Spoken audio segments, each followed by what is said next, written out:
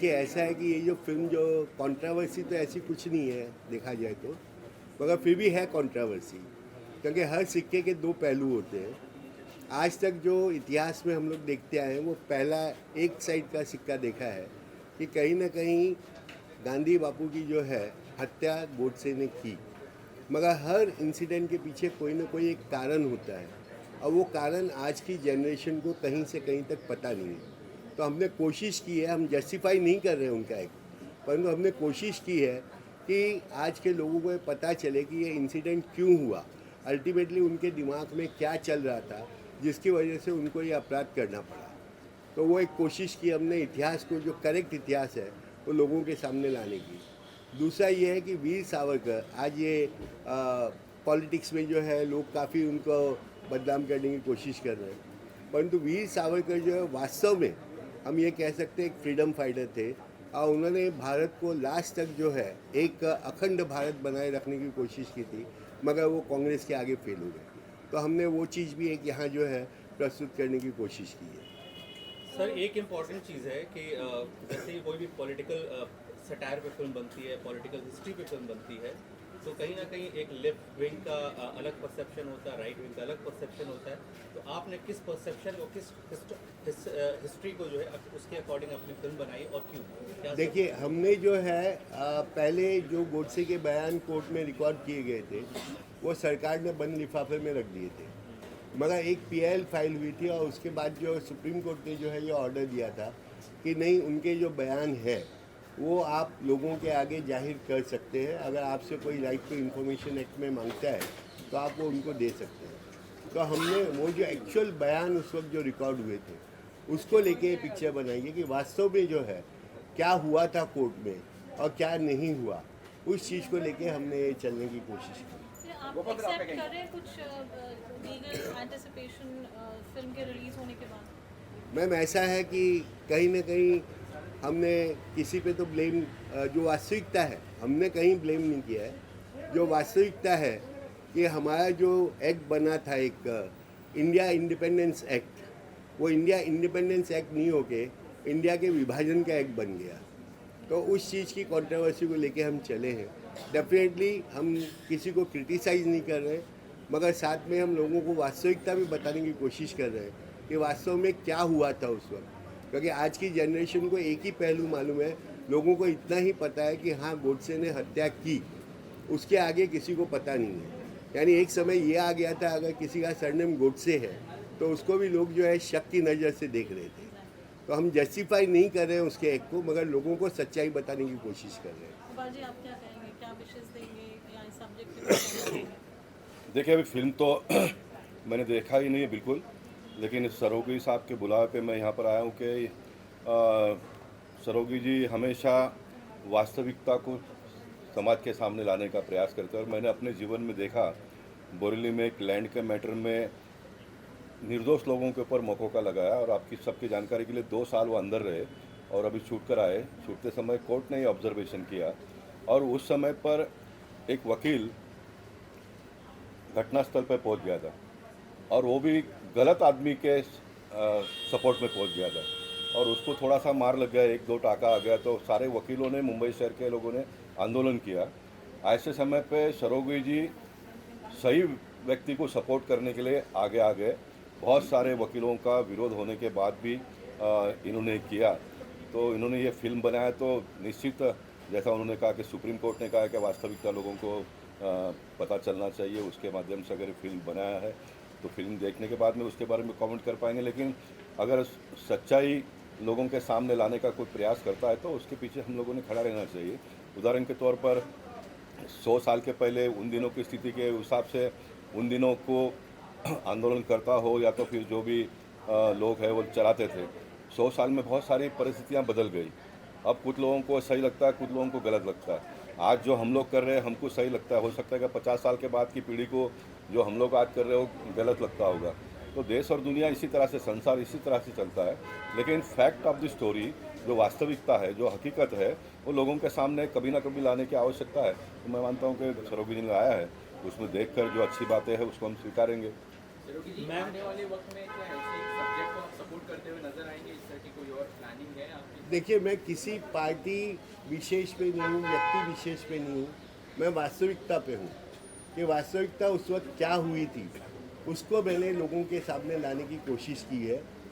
मैं ना तो किसी का सपोर्ट कर रहा हूँ, ना किसी के अगेंस्ट में जा रहा हूँ, ना ही मुझे कोई पॉलिटिक्स से मतलब है, मगर लोगों को वास्तविकता जानने का अधिकार है और वही मैं बताने की कोशिश कर रहा हूँ। मैम बीइंग ए प्रोड्यूसर आपके लिए कितना डिफिकल्ट था, आपके लिए कितना डिफिकल्ट था ऐसे सब्जेक्ट को, ऐसे अनछुए पहलू को छूना और फिल्म बनाना? और साथ में ये जानना ज़रूर चाहेंगे कि अगर ऐसे फिल्म बनाते हैं तो क्या आपने उनकी फैमिली से भी कंसर्न किया था, उनसे कांटेक्ट किया था, ताकि आपको पूरी जो राइट इन्फॉर्मेशन है वो मिल सके उस फिल्म को बनाने के लिए? उनकी फैमिली से कांटेक्ट नहीं किया था, जी। बट लेकिन बहुत सारी इन्फॉर्मेशन हमने जगह जगह से ली थी करके।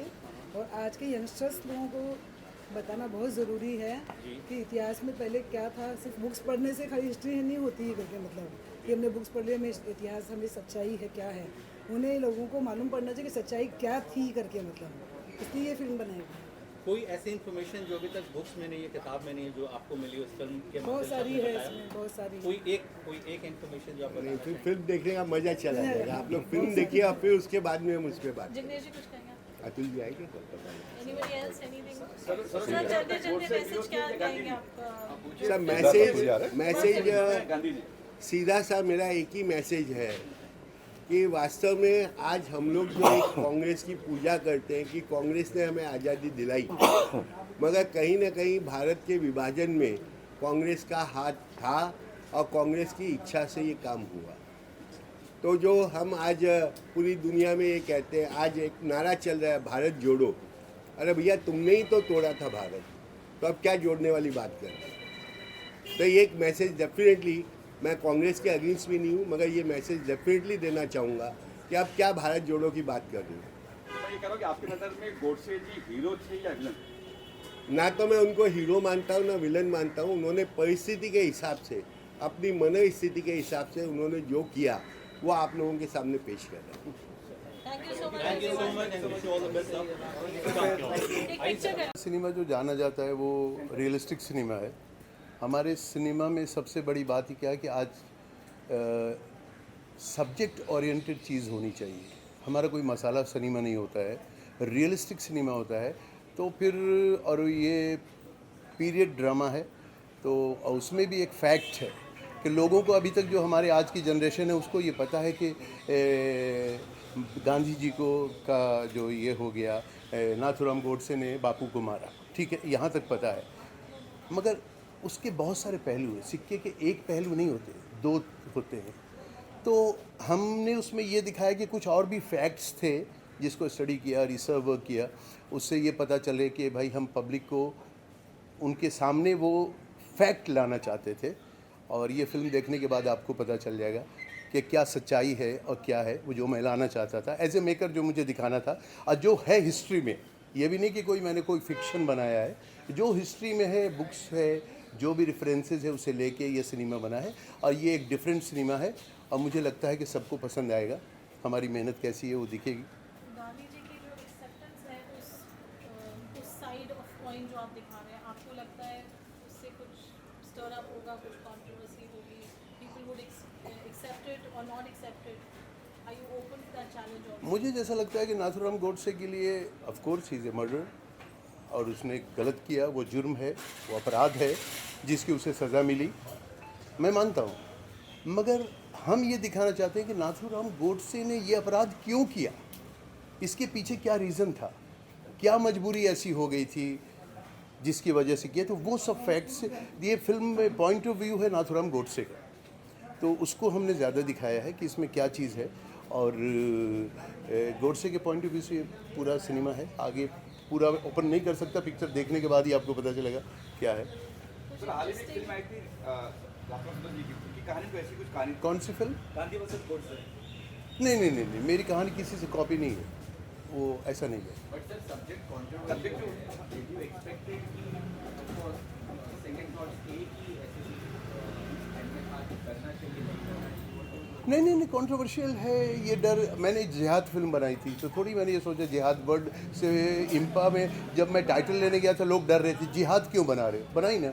कंट्रोवर्सी का मतलब क्या है? ऐसे थोड़ी आप फैक्ट बनाओ ना, फैक्ट दो ना। सिनेमा इंटरनेशनल सिनेमा बनता है, रियल बनता है, फैक्ट बनता है, तो उसका डर नहीं है। बट आप कोई भी तथ्य रखो तो विथ प्रूफ रखो। अगर सच्चाई नहीं है तो वो गलत हो जाएगा ना, तब कंट्रोवर्सी बनेगी। इसलिए फैक्ट है। किसका पॉइंट ऑफ व्यू है? गोडसे का पॉइंट ऑफ व्यू है, गांधी जी का व्यू? ऑफ कोर्स गोडसे का पॉइंट ऑफ व्यू। कास्टिंग की बात की जाए तो अलग कास्ट देखते हैं हमने, we got characters from theatre also, तो क्या कॉन्शियस डिसीजन रहा आपका? इसमें कोई एक्टर जो वेल नोन हैं, जिनका फेस आप जानते हो, अगर उनको रखते तो मज़ा नहीं आता ना। तो हमने थिएटर के आर्टिस्ट ज़्यादा रखे। थिएटर एक्टर्स होंगे तो ज़्यादा रियलिस्टिक लगेगा, ऐसा लगेगा हाँ ये वो कैरेक्टर है, और उसका ख्याल रखा हमने कास्टिंग में। जब फिल्म बनती है अपना एक फेवरेट पार्ट रहता है, every creator, every director has that one favourite portion that they really think is the highlight of the film. Film अब जल्दी ही आ रही है, जब तक आपकी आवाज़ सब तक पहुँचेगी, I am sure the film also would be out. What would you like to say for that? नहीं, आपने क्या बोला मैं समझे? आपसे ये पूछ रही हूँ कि जो पूरी फिल्म में आपका कोई favourite portion which one should look for? मुझे फेवरेट पोर्शन ये जब गोडसे को फांसी लगती है, उससे पहले जो जेलर आता है और वहाँ पे जो वो पूछता है और वो एक चिट्ठी लिखता है, जो कि प्रूफ है, जो गोडसे गांधी वध एक बुक है उसको रेफरेंस में।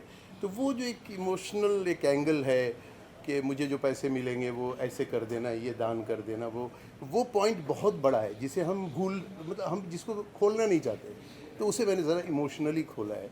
अब वो मुझे अच्छा लगा, पिक्चराइज करने पे मुझे लगा नहीं जिसको हर का एंगल रखना चाहिए, तो उसे उसकी मैंने कोशिश की है।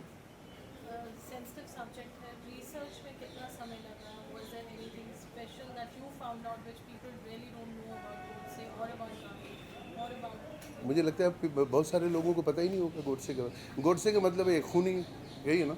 नहीं, और भी चीज़ें, उसके भी कुछ थॉट थे गोडसे के, जिसको हमने दिखाना चाहा है, और तो उस पहलू को रखा है। गोडसे आतंकवादी नहीं था, ये मैं कहना चाहता हूँ, करेक्ट ना?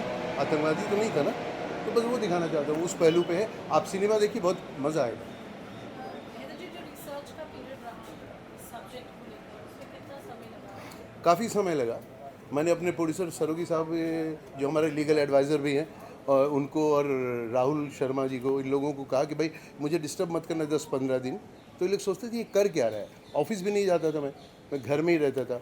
तो हमारे तो साथ में हमारे एसोसिएट डायरेक्टर प्रीति राव, वो हम लोग दोनों बैठ के सब्जेक्ट पे, आदेश के अर्जुन जो राइटर हैं इसके, हम लोग बैठते थे, और हमने सोचा कोई कमी नहीं छोड़ना है। तो वो पूरा टीम वर्क था, एक हमारा नहीं था, हमारी पूरी टीम ने हमारा साथ दिया और एक अच्छा सिनेमा बन गया। एक लीगल सपोर्ट लेके आपने फिल्म बनाई, उसका कुछ खास रीजन? हाँ, क्योंकि आजकल क्या हो जाता है, 2 मिनट में कोई भी किसी पे कंट्रोवर्सी हो जाती है, सिर्फ बहुत सारे केसेस हो जाते हैं, तो एक मेकर सिनेमा क्या बनाएगा? उसको तो डर रहता है कुछ भी अगर एक भी चीज़ बोल दिया तो वो गुडी सिनेमा बनेगा, झूठा सिनेमा बनेगा। इनकी भी तारीफ़ कर दो, उनकी भी तारीफ़ कर दो, सब लपेटा लपेटी वाला काम, वो होता नहीं हमारे से। इसलिए सिनेमा 2-3 साल में एक ही आता है हमारा। तो थोड़ा खुल के और फैक्ट बताओ, खुल के, मतलब ये नहीं कि गलत किसी के लिए हमने बोला है, ऐसा बिल्कुल नहीं है, मगर फैक्ट तो बताओ। आज की जनरेशन को पता तो चलना चाहिए कि सच्चाई क्या है। टाइटल से किसने सोचा कि ये टाइटल है? क्या आपका ही? ऑफ कोर्स हमने ही सोचा होगा। फिल्म को लेके क्या एक्सपेक्टेशन है? फिल्म मेरे ख्याल से आज के दौर में जिस तरह सब सिनेमा आ रहा है, मारधाड़ से भरपूर साउथ स्टाइल का सिनेमा आ रहा है, और वीएफएक्स का कमाल है बहुत सारा, तो यहाँ पे कोई वीएफएक्स नहीं मिलेगा आपको, रियल मिलेगा, रॉ मिलेगा। ये एक फ़र्क आपको दिखेगा, तो थोड़ा टेस्ट तो चेंज में होगा ना। आपकी फिल्म के कास्ट के कैरेक्टर्स भी हैं, would like to just happen? I think Sameer है। अरे यस बहुत एक्साइटेड है। एक बार देख लेते हैं फिल्म, उम्मीद है कि अच्छी वायर होगी। किधर गया? पोस्टर्स और प्रोमो से काफ़ी रिवीलिंग लगा मुझे। एक बार फिल्म देख लेते हैं, मुझे उम्मीद है कि बहुत अच्छी लगेगी। एज एन एक्टर जब इस तरह का सब्जेक्ट किसी भी एक्टर के पास आता है तो बहुत सारी चीज़ें आएंगी। आपको क्या लगा जब वेन्यू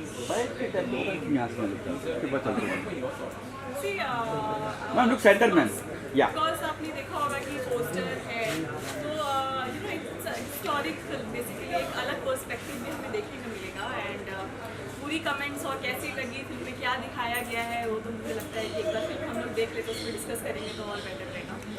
बट काफ़ी प्रॉमिसिंग है and I like that you know the poster. मुझे लगता है कि बहुत कुछ देखने और जो हम लोगों ने देखा है हिस्ट्री में और कुछ नया तरीका देखने को मिलेगा. Other than that, what's happening in the professional front? क्या चल रहा है? Working on some projects. Recently आपको पता ही होगा मेरी फिल्म चंपारण रिटर्न ऑस्कर्स हुई थी. उसके अलावा अभी एक बीजिंग फिल्म फेस्टिवल में it's still there and a lot of other festivals. So we are very excited about the film and after that you know success of Champaran return से a lot of good projects are coming up. Once it's finalized, then definitely will come. Thank you. Thank you. Everyone of us are very much excited. बहुत खुशी हो रही है हमें. मतलब shoot करने के टाइम से हमें बहुत एक्साइटमेंट था कि ये दिन जब आएगा, जब ये दर्शकों के सामने हम अपनी मेहनत पहुंचाएंगे, तब उसका रिसेप्शन और उसके ऊपर लोगों का जो फीडबैक मिलेगा तब जाके हमारी मेहनत रंग लाएगी. तो इसी सोच से अभी आज ये दिन आया है. So we are very much happy. I know that ये सवाल कई बार आ सकता है, बट एज एन एक्टर जब इस रोल के लिए मुझे अप्रोच किया गया और मेरी हैदराबाद से मुलाकात हुई, तब इस फिल्म के बारे में जो मुझे उन्होंने नरेशन दिया और एज एन एक्टर जो मैंने सोचा कि इसमें मेरे लिए क्या मायने हैं, इस रोल को एज एन एक्टर मेरे लिए क्या इम्पोर्टेंस है, ये सोचकर मैंने इस रोल को अप्रोच किया है. सो उस तरह का कोई फियर ऐसे दिमाग में नहीं था कि मैं ये कंट्रोवर्शियल कैरेक्टर कर रहा हूँ या इसका क्या परिणाम हो सकता है. बट एक कलाकार के तौर पर मुझे अपने आप को चेक करने का मौका मिल रहा है, यही मेरी सोच थी. वेल वैसे देखा जाए तो प्रेशर या स्ट्रेस ऐसा कुछ था नहीं. जैसे कि हमने शूट किया, बहुत ही प्लानिंग के साथ शूट हो रहा था और मुझे भी रीजनेबली 2 हफ्ते का टाइम मिला था जब हम शूट पर जा रहे थे उस वक्त. So I had my own time to think about the details and nuances of the character. और मेरे लिए सिर्फ सेट पर जाने के बाद मेरी जिम्मेदारी यही थी कि मैं इनकी उम्मीदों पर खरा उतरूँ और ज़्यादा से ज़्यादा अच्छा अपनी तरफ से दे पाऊँ. सी हमारा तो ये माइंडसेट था कि we are not portraying this character as a hero. There is no heroism for this character. हमारे दिमाग में सिर्फ ये था कि जो इतिहास के पन्ने से एक कैरेक्टर हमने जो लिया है, जिसके बिना एक इतिहास का पन्ना अधूरा है अपने भारत के इतिहास का. तो उस कैरेक्टर का भी जो पॉइंट ऑफ व्यू है, जो बहुत सारे लोगों को पता है, इस मीडियम से भी हम लोग पहुंचा पाए, वही हमारा इसमें माइंडसेट था. और कैरेक्टर को लेकर जो ब्रीफ था, सर का यही कहना था कि हम लोग जितना नेचुरल रहें, जितना रियलिस्टिक रहें, उतना ज़्यादा ये इम्पैक्टफुल रहेगा. सो हमारे भी ऐसे ही था. मेरे दिमाग में यही था कि I don't want to have any heroism kind of element for this character. क्योंकि जो मैंने पढ़ा इसके बारे में जब प्रिपरेशन कर रहा था, तो मुझे ये समझ में आया कि पर्टिकुलरली जो एरा हमने इसमें दिखाया है पोस्ट गांधी जी असैसिनेशन, उसी के बाद दुनिया को पता चला इस कैरेक्टर के बारे में ज़्यादातर. उनका पास्ट लोगों को पता है नहीं. और जहाँ तक उनकी ट्रायल के दरमियान लोगों ने उनको समझा है, जजेस ने हो या ऑडियंस ने हो, जो कोर्ट में लोग मौजूद थे, और जो खुद नथुराम कहते थे कि he was in the kind of state of जीवित समाधि, एक मेडिटेटिव स्टेट में चले गए थे इस वक्त के बाद. तो मेरे लिए वो एक अंडरलाइन थॉट था कि he is not over the top through out this trial period and he will be just carrying away with his basic emotion कि मैंने जो किया है वो एक्सेप्ट किया है. तो वो थॉट अगर मैंने रख के करने की कोशिश की है, तो I hope so it might have made some impact. बोल लेगा, वो फील भी चाहिए. कैसे होगा? बार बार उस जब आता था वो उसको लेके आ जाओ घर पे, हाँ समीर तुम्हारे डायलॉग तो याद है ना, मैं ये वर्ड पूछता था. डायलॉग पूरे कर लिए ना? क्योंकि आजकल क्या है कि एक्टर तो कोई भी बन जाता है, कैमरे के सामने डायलॉग तो बोलना है. मतलब वी आर फ्रॉम थिएटर, तो हमको वो चीज़ रहता है. आप बिलीव करेंगे, अभी ये परफॉर्मेंस आप देखिए और आप सोचते रह जाएंगे. इंडस्ट्री में रेयर एक्टर्स होते हैं जो इतने लंबे संवाद विद द गुड परफॉर्मेंस, ये इस फिल्म की खासियत है जो बड़े बड़े एक्टर नहीं कर सकते. तो इसलिए ये एक प्लस पॉइंट है जो मैं समीर के लिए आप लोगों को कहना चाहूँगा. और आई एम वेरी लकी कि मुझे एक अच्छा आर्टिस्ट मिल गया, तभी ये फिल्म इस लेवल पे हम पहुँचा पाए. अगर थोड़ा भी वीक एक्टर मिलता, मैं इस लेवल पे मतलब फिल्म नहीं दे पाता जो अभी आप देखने जा रहे हैं. अच्छा, अभी आपने कहा था OTT का ना, ये थिएटर में आपने कहा ना कि जैसे थिएटर का क्या है, एक बड़ा सेटअप हो जाता है। थिएटर में आप पिक्चर देखने जाते हो तो कोई स्टार कास्ट होगी तो जाएंगे, है ना, बड़ा रिस्क हो जाता है। पिक्चर देखने से अच्छी पिक्चर होगी OTT पे भी लोग देखेंगे, और जब Z5 पे हमारी पिक्चर आ ही रही तो लोग देखेंगे, उसको प्रमोट करेंगे। अच्छा सिनेमा ढूंढ के लोग देख लेते हैं कहीं पे भी हो, तो उसकी हम लोगों को ये नहीं कि थिएटर में ही आना चाहिए। ये सिनेमा लोग पसंद करेंगे और देखेंगे इंशाल्लाह। एक लास्ट एक सवाल आपसे पूछना चाहूँगा, आपको स्टेटर आर्टिस्ट हैं आप, और जब इस तरह कंटेंट का अच्छा कंटेंट मिलता है तो कितना और अपने आप अंदर से एनर्जी आपको क्या है, ये तो प्ले करने में मज़ा आने वाला है, ये मेरी तरह का काम है जो मैं करता है, ऐसा कुछ कॉन्फिडेंट अपने आप आ गया जब कंटेंट आपने देखा होता है? नहीं, सिर्फ मेरे लिए नहीं हो सकता, हर किसी एक्टर के लिए हो सकता है कि अगर ऐसा कोई किरदार निभाने को मिले तो एक सेल्फिश थॉट आ ही जाता है कि यस, ऐसी अपॉर्चुनिटी अगर मिले तो क्यों छोड़े, क्योंकि इस तरह का जो चैलेंजिंग किरदार है वो अपने आप में एक अपॉर्चुनिटी रहती है, और इससे आगे और अपॉर्चुनिटीज़ के लिए दरवाज़ा खुलने की गुंजाइश रहती है, तो वही चीज़ है। हैदर जी, एक फिल्म में एक जज का बहुत इम्पोर्टेंट किरदार है, तो आपकी फिल्म के जज हैं यहाँ पे। जज साहब आ गए हमारे फिल्म के। अरे नागेश, प्लीज़ नागेश जी वेलकम। देखिए मैं कुछ कहना चाहता हूँ इनके लिए एक शब्द, कि सिनेमा में अगर आप लोगों को सिनेमा को गुड लक चाहिए तो भाई कोई अच्छा किरदार नागेश जी को ज़रूर देना चाहिए। तो देखिए इनको हमने, और I think first time we work together, हमने जितने सिनेमा में कहीं नागेश जी हम लोग वी आर गुड फ्रेंड, साथ में ही काम किए, मगर ये मौका मिला and he is playing a जज कैरेक्टर जो कि बहुत ही इंपॉर्टेंट कैरेक्टर है पुथू आउट इस फिल्म में। तो अब सर मेरे एक्सपीरियंस के बारे में इतना बताना चाहता हूँ, मेरे सामने टीनू जी में मेरी आवाज़ दब रही है, बोल नहीं पा रहा हूँ, उनके सामने इतना प्रभाव आ रहा है। अरे टीनू जी आइए। तो मैं ये बोलना चाहता हूँ कि सबसे पहली बात तो सराउगी जी का आदेश आया सर आंखों पे, वो तो सबसे बड़ी बात रही मेरे लिए। सेकेंडली हैदर भाई के साथ काम करने का मौका मिला, एक तो मौका मिला, पहली बात होगी सर, थैंक यू। और उस मौके के साथ में हैदर भाई का जो टैलेंट देखा, एज ए डायरेक्टर देखा मैंने इनको, एक्टर एज एक्टर तो बहुत सारी बात देख चुका था मैं, लेकिन एज ए डायरेक्टर इनका दिखा, इनका जो टैलेंट जो था, how to get the person act in a particular movie या कंटेंट, ये बहुत अच्छी बात रही। थर्डली सबसे बड़ी बेहतरीन चीज़ जो मुझे इम्प्रेस किया इस फिल्म में, सबसे बड़ा कि समीर जी का डायलॉग जो बताया भी सुन रहा था मैं, कि वह एक लाइन में बंदा बोले जा रहे ना कुछ दिखने को, सेम कंटिन्यूड एक्सप्रेशन, बाकी लोग कोई ना एक सिंगल रिटेक ना कहीं 3 मिनट का डायलॉग कंटिन्यूसली बोले जा रहे हैं। तो एक बार मैं चाहूँगा जोरदार तालियां समीर जी के लिए, एंड ही डिजर्व्स। और डेफिनेटली क्या होता है, जब तक ड्राइवर अच्छा नहीं होता तब तक गाड़ी चला नहीं सकता, तो मैं हैदर भाई को मैं हमेशा ये नज़र एडमायर करता, और मुझे इन्होंने मौका दिया, मेरे लिए बहुत बड़े सौभाग्य की बात है। टीनू जी, क्या कहेंगे आप? मैंने हैदर भाई से बहुत लंबा रिलेशन है मेरा, और Mishra ji, I saw the trailer, congratulation, fantastic job, thank you so much. And जो भी टेलर मैंने देखा 3-4 बार देखा, क्वाइट इम्प्रेसिव। दैट्स व्हाई आज मैं हैदर भाई के प्रीमियर में आया हूँ यहाँ पे, और मेरी तरफ से हैदर भाई को ऑल द बेस्ट। और ज़बरदस्त हैदर भाई, देखो मैं भी फिल्म लाइन में 40 साल के हूँ, जब मैंने टेलर देखा तो यू डोंट बिलीव इट, मैंने 3-4 बार उसको वापस रिपीट करते करते मैंने देखा। मैं it is a very very interesting, और इनकी taking presentation of the actor का समीर जी बहुत अच्छा लगा। I am quite happy to say he did a fantastic job, and my all best wishes to Hyder bhai. Thank you. So we have Veer Savarkar's character being created. So what would you like to say? Congratulations, sir. Thank you. Congratulations. आपको बहुत बहुत मुबारक हो। एक हजार।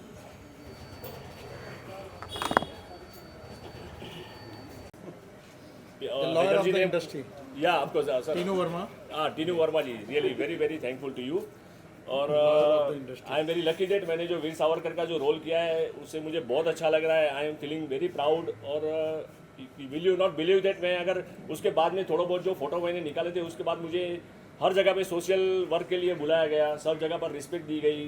तो I am really very lucky and very happy. I am very heartly giving the congratulation and all the best for the success of this movie, and very lucky, and I hope that we will work more and more again in the future. Thank you so much, everyone. Yeah, thank you. Let me introduce my full team. My cinematographer, Mr. Ashish, please come.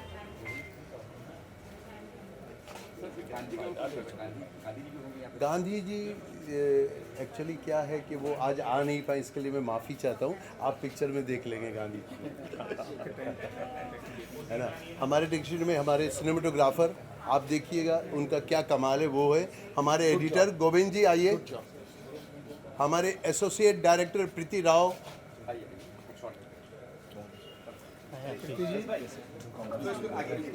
प्रीति राव, प्रीति कृष्ण, ये हमारी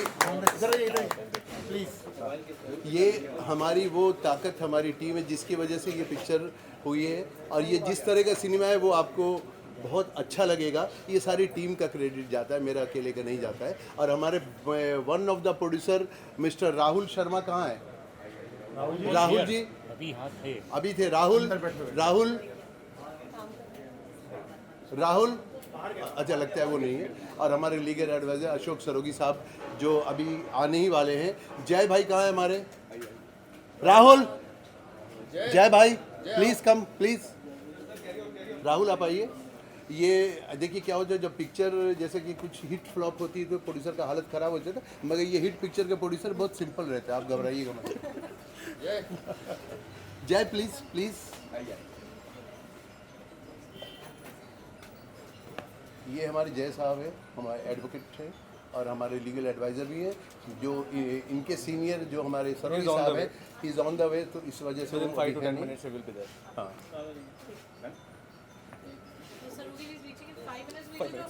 हाँ, you just continue with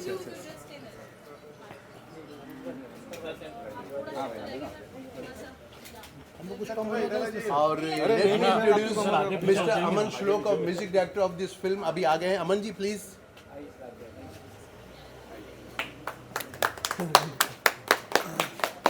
इस film के last में एक background music जो गाना है वो बड़े दिल को छूने वाला है, वो अमन श्लोक जी ने किया है। थोड़ा स्प्रेड कर देंगे। ओके थोड़ा